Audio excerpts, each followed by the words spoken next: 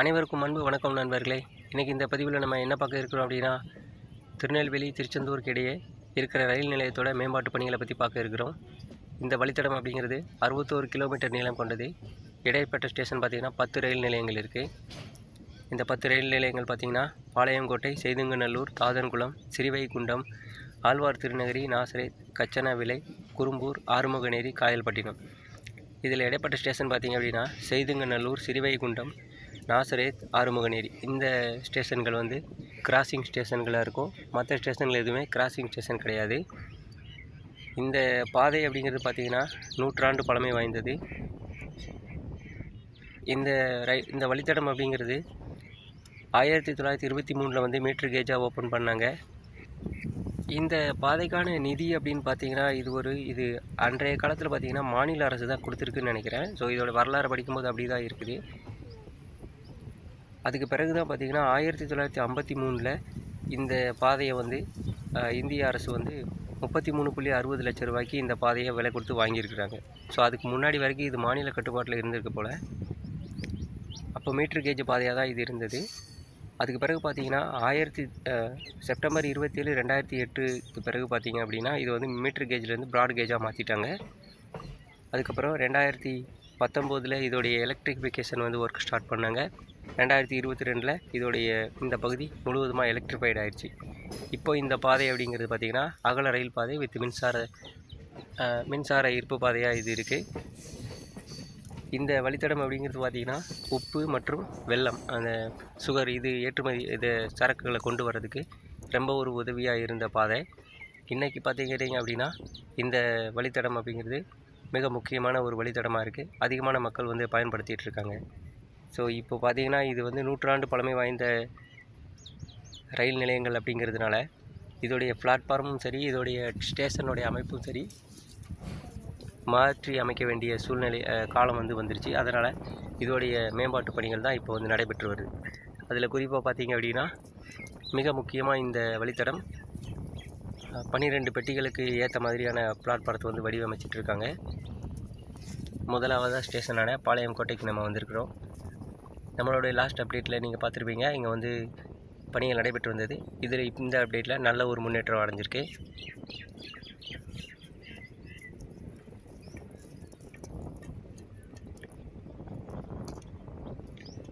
முதலாவது ஸ்டேஷன்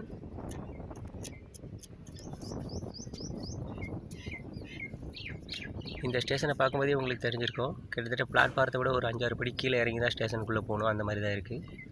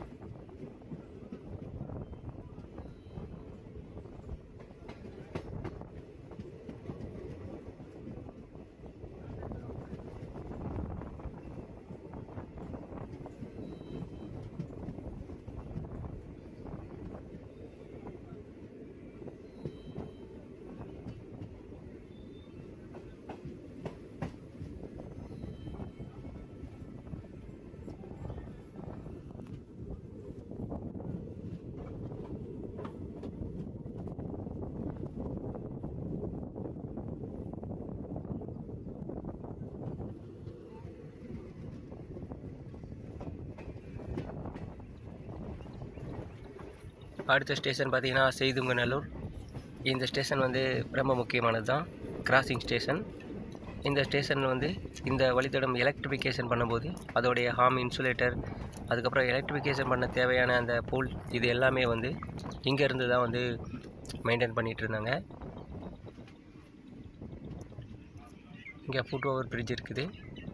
அது மட்டும் இல்லாமல் ரயில்வேக்கு தேவையான அவங்களுடைய எக்யூப்மெண்ட், அந்த ஜல்லிக்கற்கள், அதுக்கப்புறம் அவங்களுடைய பேக்கிங் மிஷின், இதெல்லாமே வந்து நிறுத்துறதுக்கு இந்த ஸ்டேஷனை அவங்க பயன்படுத்திக்கிட்டாங்க. அது மட்டும் இல்லாமல் ரோடு மார்க்கமாக, சாலை மார்க்கமாக பல சரக்குகளை கொண்டு வந்து சேர்க்குறதுக்கு இந்த ஊர் வந்து எந்த இடைஞ்சலும் இல்லாமல் இருந்தது. ஸோ அதனால் இந்த ஸ்டேஷன் வந்து ரயில்வே துறைக்கு நல்ல ஒரு பயன்பாடு மிக்க ஒரு ஸ்டேஷனாக இருக்குது. மக்களும் அதிகமாக பயன்படுத்துகிறாங்க. இதோட பிளாட்ஃபாரம் பார்த்திங்க அப்படின்னா மொத்தம் 2 பிளாட்ஃபாரம் இருக்குது. 3ஆவதாக ஒரு ட்ராக் இருக்குது.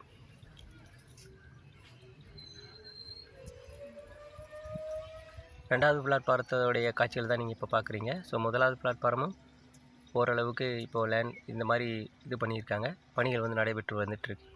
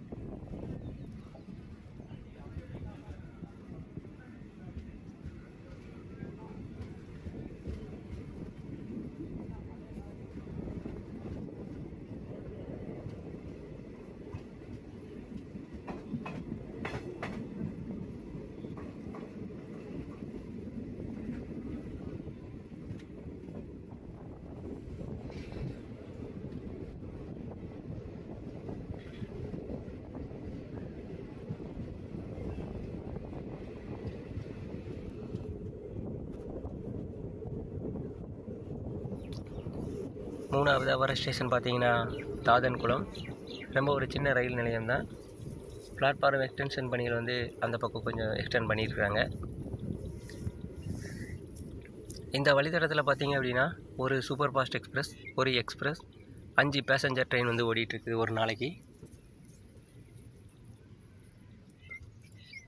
ரயில்வே டைம் படி பார்த்தீங்க அப்படின்னா ஒரு மணி நேரம் 40 நிமிடம் இதோட பயண நேரமாக கொடுத்துருப்பாங்க. ஆனால் 1 மணி நேரம் 10 நிமிடங்களில் இந்த ரயில் வந்து தன்னுடைய இந்த பயணம் வந்து முடிஞ்சிடும். ஏன்னா லாஸ்ட்டு ஸ்டேஷனுக்கு முந்தின ஸ்டேஷன் நிறையா டைம் இருக்கும், ஆனால் தூரம் கம்மியாக இருக்கும். அதனால் இந்த வழித்தடம் வந்து நல்லா சீக்கிரமாக போய் அங்கே சேர்றதுக்கான வசதிங்கிறது இருக்குது. அது மட்டும் இல்லாமல் பார்த்திங்கன்னா இந்த வழித்தடத்தில் 110 கிலோமீட்டர் வரைக்கும் பர்மிஷன் கொடுத்துருக்காங்க. ஆனால் எந்த ரயிலும் 110 கிலோமீட்டர் வேகத்தில் போகாது. ஏன்னா 4-5 கிலோமீட்டர் தூரத்துலேயே வந்து ஸ்டாப் வந்துடும். சூப்பர் ஃபாஸ்ட்டுக்கே அந்த மாதிரி தான். அதனால் பர்மிஷன் அந்த அளவுக்கு இருந்தாலும் ஆவரேஜாக இது பார்த்திங்கன்னா 65-70 கிலோமீட்டர் வேகத்தில் தான் இது பயணிக்கும்.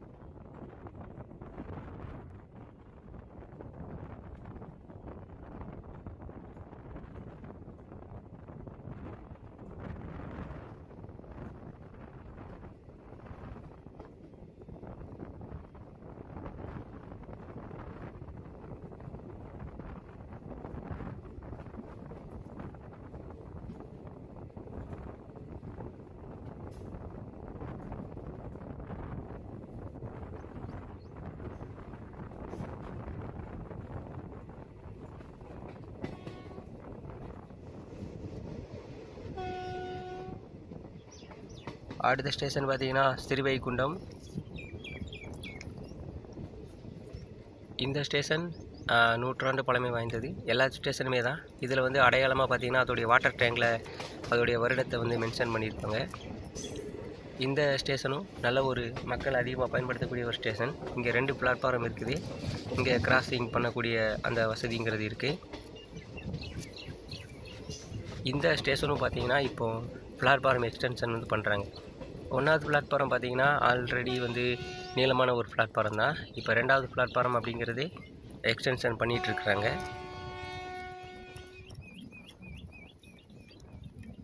இந்த வழித்தடத்தில் ஓடிட்டுருக்கிற எல்லா ட்ரெயின்களுமே பார்த்திங்கன்னா மின்சார இன்ஜின் கொண்டு தான் இயக்கப்படுது.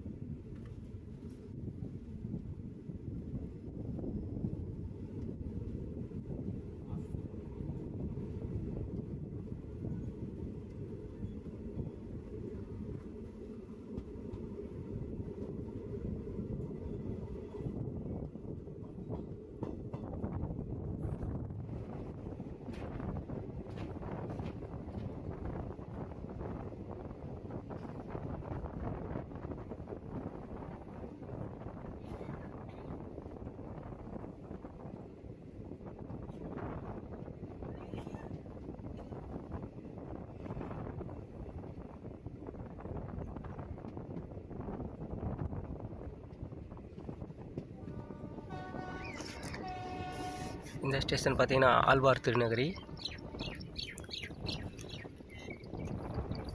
பிளாட்ஃபார்ம் பணிகளும் சரி, மேற்கூரை அமைக்கிற பணிகளும் சரி நல்லபடியாக முடிவு பெற்றுச்சு. அதுக்கு பிறகு தான் டெண்டர் விட்டுருப்பாங்க போல இருக்குது. இப்போ வந்து பிளாட்ஃபார்ம் எக்ஸ்டென்ஷன் ஒர்க்கும் இங்கே நடந்துகிட்ருக்கு. ரயில் நிலையத்தை பார்க்கும்போதே தெரிஞ்சிருக்கும், இதுவும் நூற்றாண்டு பழமை வாய்ந்தது தான். ரொம்ப கீழே இருக்குது, பிளாட்ஃபாரத்தை விட கீழே இருக்குது ஸ்டேஷன்.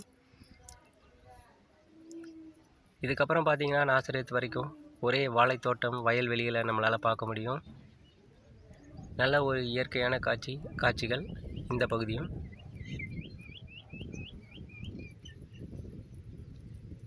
ஸ்டேஷனில் எந்த மாற்றமும் இல்லை, ஆனால் பிளாட்ஃபார்ம் மற்றும் அந்த சன்ரூப் வந்து நல்லா அமைச்சிருக்காங்க. எல்லாம் முடிஞ்ச பிறகு இப்போ பிளாட்ஃபார்ம் எக்ஸ்டென்ஷன் பணிகளும் வந்து ஸ்டார்ட் பண்ணியிருக்காங்க.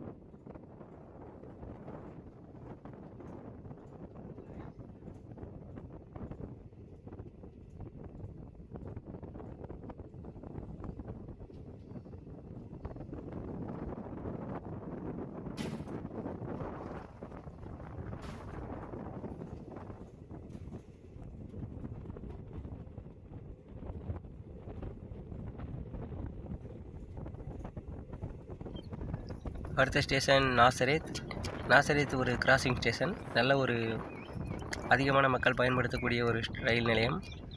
நம்மளுடைய லாஸ்ட் அப்டேட்டில் பார்த்திங்கன்னா இந்த குளத்தில் தண்ணி இல்லாமல் இருந்தது. இப்போது நல்லா நிறையா தண்ணி வந்துருச்சு. ஸோ மழை, அதுக்கப்புறம்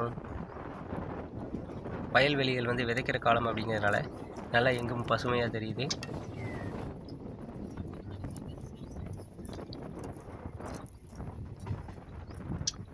ரெண்டாயிரத்தி 23 அதிகமான மழை பெஞ்சது இல்லையா டிசம்பர் மாதத்தில். அப்போ பார்த்தீங்க அப்படின்னா இந்த குளம் வந்து அந்த பக்கமும் தண்ணி, இந்த பக்கமும் தண்ணி, இந்த ட்ராக்கே வந்து தண்ணியில் மூழ்கிடுச்சு. அந்தளவுக்கு நிறையா மழை பெஞ்சு தண்ணி வந்துருச்சு.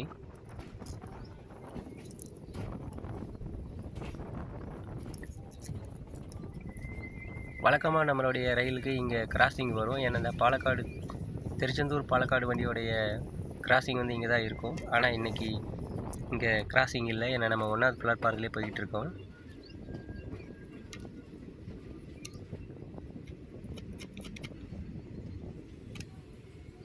நாசரேத் ரயில் நிலையம் பார்த்திங்கன்னா 1வது பிளாட்ஃபார்ம் வந்து பழைய காலத்துடைய பிளாட்ஃபார்ம் தான். பட் இருந்தாலும் பயணிகள் பயன்படுத்தக்கூடிய அளவுக்கு இருக்குது.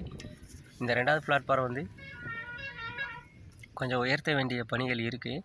ஆனால் இன்னும் அதுக்கான பணிகள் வந்து ஸ்டார்ட் பண்ணலை.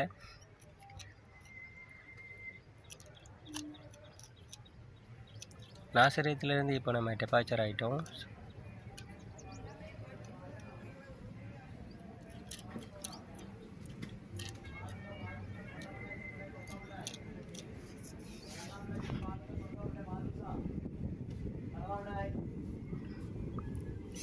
இங்கே இது மட்டும் இல்லாமல் ஒரு எக்ஸ்டென்ஷன் பண்ணி இங்கே வந்து டவர் கார் செட் இருக்குது. அதை தொடர்ந்து பார்த்திங்கன்னா எஸ்எஸ்பி இருக்குது. இந்த ட்ராக்கை வந்து கொஞ்சம் எக்ஸ்டெண்ட் பண்ணுற மாதிரியான பணிகளும் இங்கே நடைபெற மாதிரி தெரியுது.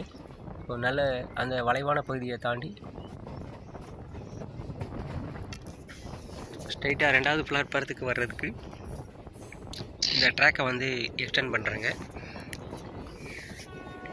இந்த மாதிரி லூப் லைன் அமைக்கும் போது வேகமாக வண்டிகள் உள்ளே வந்துட முடியும். ரொம்பையும் வந்து அந்த டர்னிங் ஆகாமல். ஸோ அந்த பணிகளும் நடக்குது.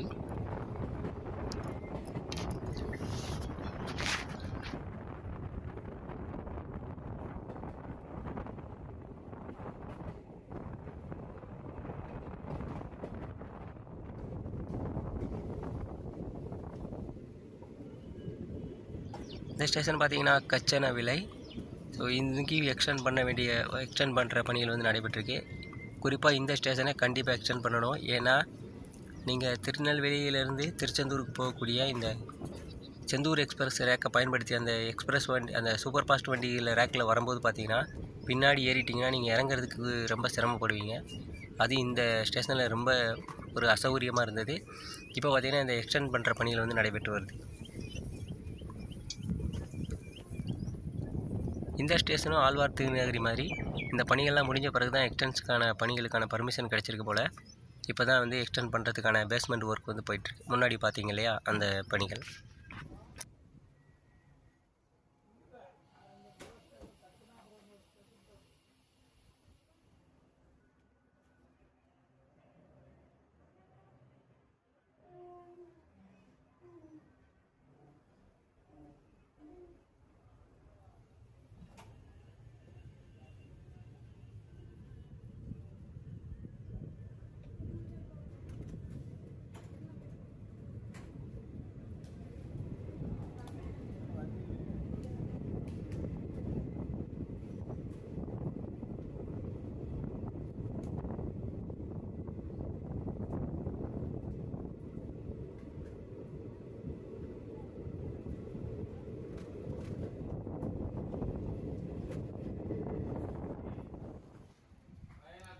அடுத்ததாக பார்த்திங்கன்னா குரும்பூர் ரயில் நிலையம்.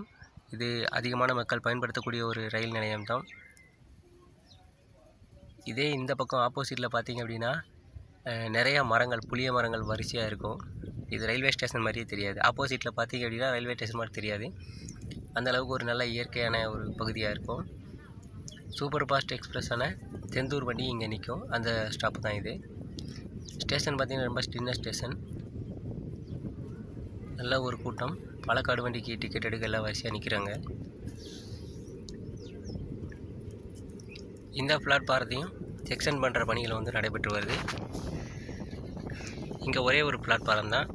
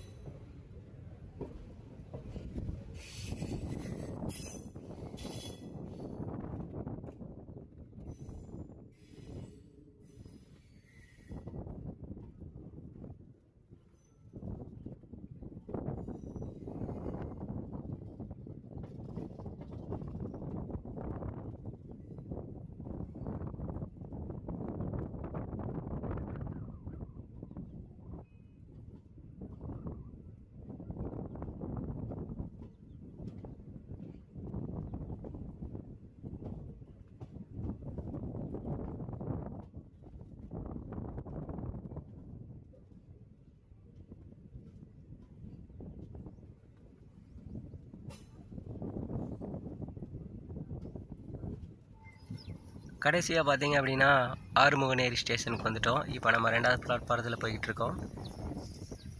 ஏற்கனவே முதல் பிளாட்பாரத்தில் பாலக்காடு திருச்செந்தூர் பாலக்காடு வண்டி வந்து வர இருக்குது. ஸோ அதனுடைய கிராசிங் நாசிரியத்தில் நடக்கும் வழக்கமாக இன்றைக்கி பார்த்தீங்க அப்படின்னா ஆறுமுகநேரிக்கே வந்துட்டோம். இதுக்கடுத்து ஒரே ஒரு ஸ்டேஷன் தான் காயல்பட்டினம். அதுக்கு பிறகு பார்த்தீங்க அப்படின்னா திருச்செந்தூர் வந்துடும். இதோடைய டைமிங் பார்த்திங்கன்னா இப்போ நம்ம போயிட்டுருக்க ட்ரெயின் வந்து 1:30க்கு போய் சேரணும். ஆனால் 1 மணிக்கெலாம் இங்கே வந்துவிட்டோம். இன்னொரு 10 நிமிடங்களில் அங்கே நம்மளால் திருச்செந்தூரை ரீச் பண்ணிட முடியும். திருச்செந்தூர்லேருந்து பாலக்காடுக்கு போகக்கூடிய வண்டி வந்துட்டுருக்குது. அந்த ரேக்கும் இந்த ரேக்கும் ஒரே ரேக் தான். ஸோ தொடர்ந்து நம்ம சேனலில் பார்க்குறவங்களுக்கு தெரியும், திருச்செந்தூர் வாஞ்சிமணியாச்சி தூத்துக்குடி இது எல்லாமே ஓடிக்கிட்டு இருக்க ரேக்கு எல்லாமே இதோட ஒன்று ஷேர் பண்ணக்கூடியது தான். அதனால தான் இது எக்ஸ்டெண்ட் பண்ண முடியாமல் ரயில்வே இருக்காங்க. ஒருவேளை இந்த பிளாட்ஃபார்ம் பணிகள்லாம் முடிஞ்ச பிறகு இந்த பாலக்காடு வண்டிக்கு எக்ஸ்டெண்ட் பண்ணும்போது எல்லா வண்டிகளுமே தானாக எக்ஸ்டெண்ட் ஆகிடும். பார்க்கலாம். இது ஐசிஎஃப் கோச்சாக இருக்கிறதுனால நிச்சயமாக கூடுதலான பெட்டிகளை இணைக்கிறதுக்கு கூடிய சீக்கிரம் முயற்சி மேற்கொள்வாங்க அப்படின்னு எதிர்பார்க்கலாம். எல்லாமே ஃபுல்லாக இருக்குது. கூட்டம் சரியான கூட்டமாக இருக்குது.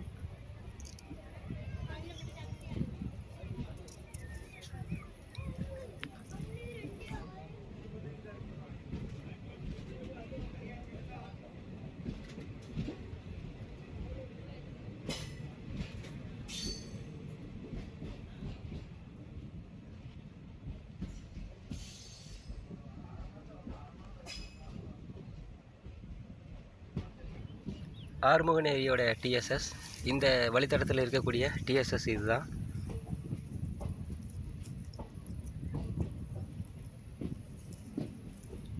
எலக்ட்ரிஃபிகேஷன் பண்ணுறப்போ இந்த ஸ்டேஷனை மறக்க முடியாத ஒரு ஸ்டேஷன். நிறைய நாட்கள் இங்கே வந்திருக்கிறோம். அடுத்த ஸ்டேஷன் பார்த்திங்கன்னா காயல்பட்டினம் ஒரு சின்ன ரயில் நிலையம் தான். ஆனால் இதோடைய பிளாட்ஃபார்ம் நீளம் அப்படிங்கிறது நல்ல ஒரு லென்த்தாக அமைச்சிருக்காங்க.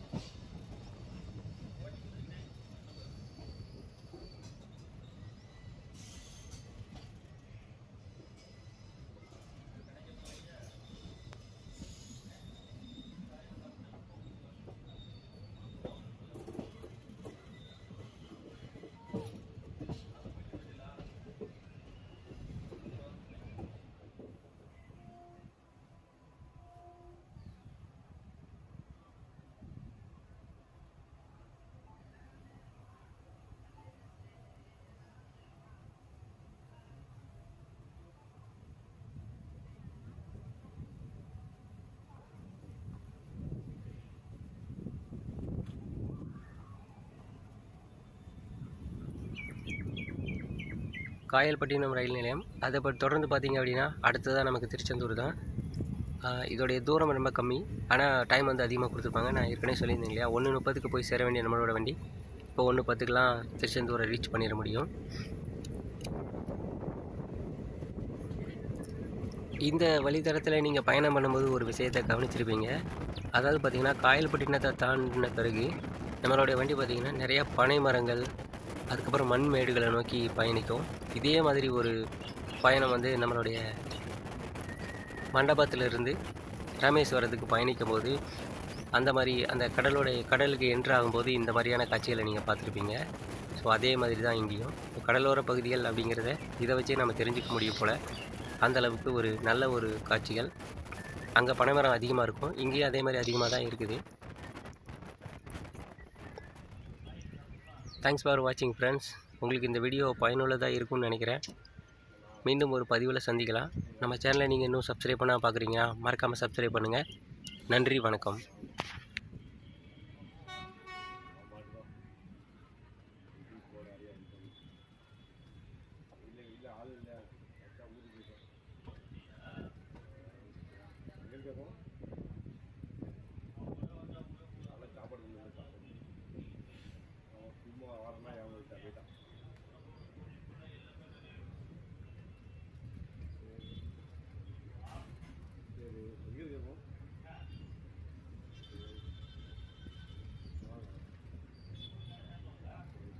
கோயில் ஆச்சுட்டேன் 1000 போட்டு தான்